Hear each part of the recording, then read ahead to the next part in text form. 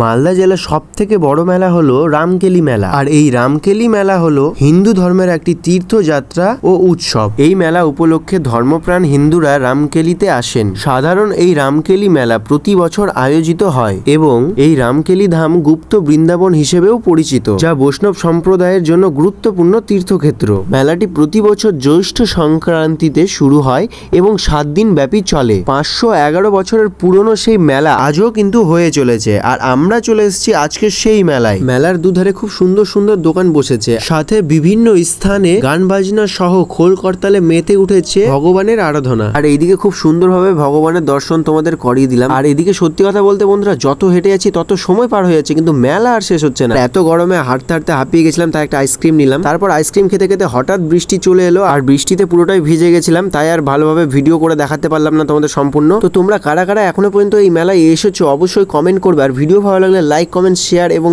আমাকে ফলো করতে ভুলবে না। তো দেখা হচ্ছে আবার ইন্টারেস্টিং মিনি ব্লগে। Bye bye, take care.